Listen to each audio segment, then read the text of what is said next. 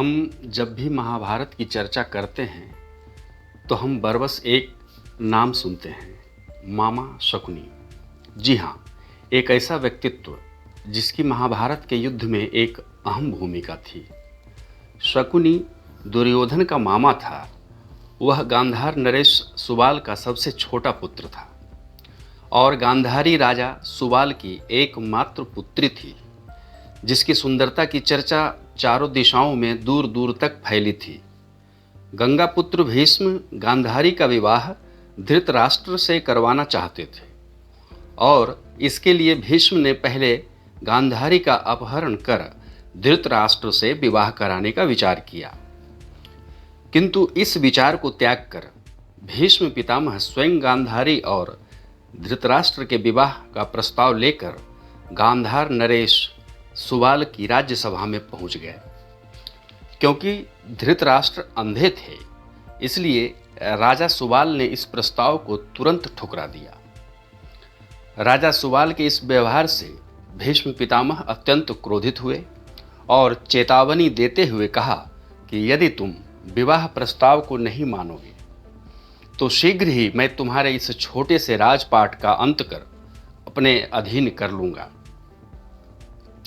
अतः गांधार नरेश सुबाल ने विवश हो गांधारी का विवाह धृतराष्ट्र से करवा दी। पर राजा सुबाल के साथ उसके सभी पुत्र इस अनुचित एवं बलपूर्वक विवाह से क्रोध की ज्वाला में जलने लगे। इधर भीष्म को इस बात की चिंता होने लगी कि कहीं यह बलपूर्वक विवाह की बात अन्य राज्यों में फैल गई तो भीष्म पितामह के व्यक्तित्व पर प्रश्न खड़ा होगा। इस भय से भीष्म ने राजा सुबाल और उसके सभी पुत्रों के साथ उसे बंदी बना लिया और बंदी गृह में उन लोगों को कई तरह से कष्ट दिया जाने लगा। और तो और उन लोगों के लिए भोजन की मात्रा इतनी होती थी जितने में सिर्फ एक आदमी का पेट भर सके। अब भूख मिटाने के लिए वे लोग आपस में ही लड़ने लगे।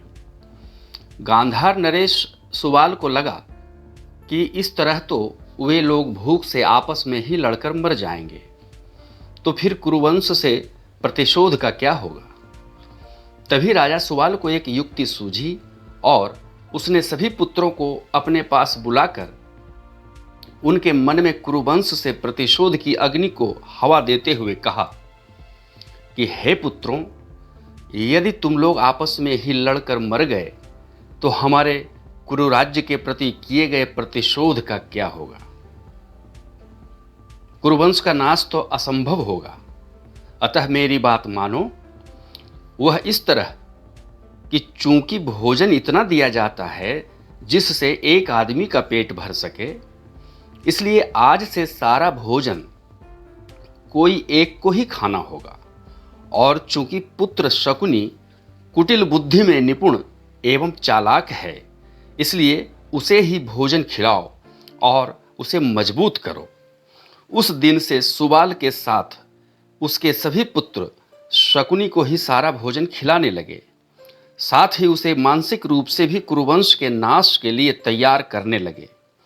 कथा यह भी है कि उसे यह प्रतिज्ञा अच्छे से याद रहे, इसके लिए सबों ने मिलकर शकुनी के एक पांव को हमेशा के लिए टेढ़ा कर दिया, ताकि शकुनी के एक एक कदम बढ़ाने के साथ ही उसे उसकी प्रतिज्ञा भी याद रहे।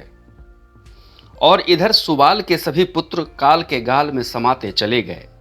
जिस दिन सुबाल की अंतिम सांसें चल रही थी, उस दिन उसने पुत्र शकुनी को बुलाकर एक गूढ़ रहस्य बताते हुए कहा कि पुत्र, तुम मेरी अंगुली की हड्डी से चौसर का पाशा बनवा लेना।